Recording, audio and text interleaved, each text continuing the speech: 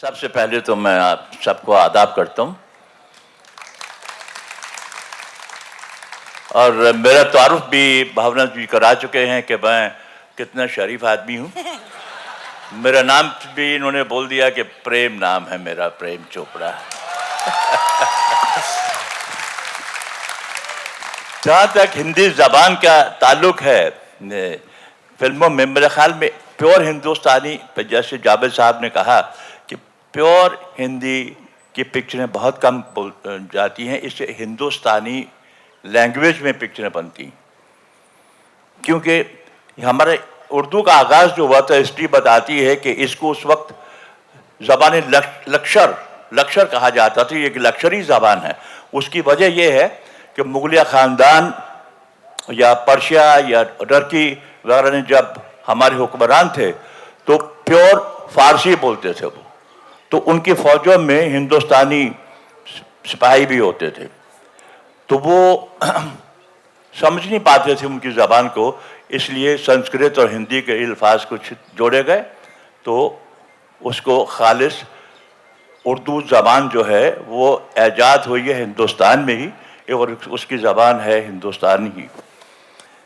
तो जहाँ तक ताल्लुक़ है हिंदी के डायलॉग याद करना है उसका, वो तो खैर हमें डायलॉग पहले ही मिल जाते हैं, तो जावेद साहब कभी लिखते हैं, बड़ा खूबसूरत लिखते हैं, तो हम वही पढ़ते रहते हैं और हम बोल देते हैं, तो उसका मतलब वगैरह जो भी समझ में आता है बोलते हैं, समझने के बाद ही बोलते हैं।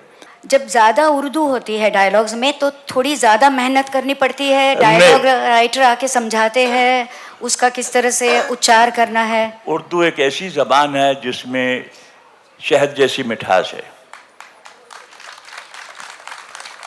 यानी कि वो जब भी आप पुरानी पिक्चरें देखें, जैसे मुग़ल आज़म है या पाकीज़ा है या कमरा वही साहिब की पिक्चरें या गुरुदत्त की पिक्चरें, प्यार साहब वगैरह वगैरह, तो जो उर्दू बोला गया है, अभी फॉर एग्जांपल मुग़ल आज़म अभी भी लोग देखते हैं और इतना पसंद करते हैं, इतने खो जाते हैं उसकी एक परफॉर्मेंस, और अच्छी पिक्चर बावजूद बनने के बाद उसमें जो लैंग्वेज बोली गई है खालिस उर्दू, वो उससे बड़े मुतासर हुए। तो अभी भी वो ज़िंदा है, वो लैंग्वेज अभी ज़िंदा है। जैसे जावेद साहब ने कहा कि वो ऐसी कोई बात नहीं है कि वो लैंग्वेज जा चुकी है, आजकल भी पिक्चरें खालिस हिंदुस्तानी में बनती, और हिंदुस्तानी लैंग्वेज जो है, उर्दू जो लैंग्वेज है, उसका ऐजाद यहीं हुआ है। आप हाल ही में माराकेश में शूटिंग करके आए हो, और इंटरनेट पे मैंने पढ़ा था कि आपने जो किरदार किया है वो कराची वाला, जिसमें आप बहुत ज़्यादा शेर व शायरी बोलते हो।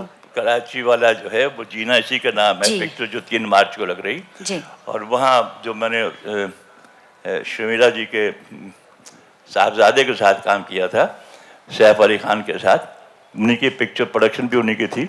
मोरक्को में मैं मोरक्को डॉन था, तो वहाँ मैंने अरबी लैंग्वेज बोली थी, लेकिन लोगों को तब भी समझ आ गया जिस तरीके से हमने चांदी के अल्फाज जोड़े उसमें। और जहाँ तक जीना इसी का नाम है, उसमें मैंने किया है एक किरदार जिसका नाम है मिर्ज़ा साहब कराची वाले।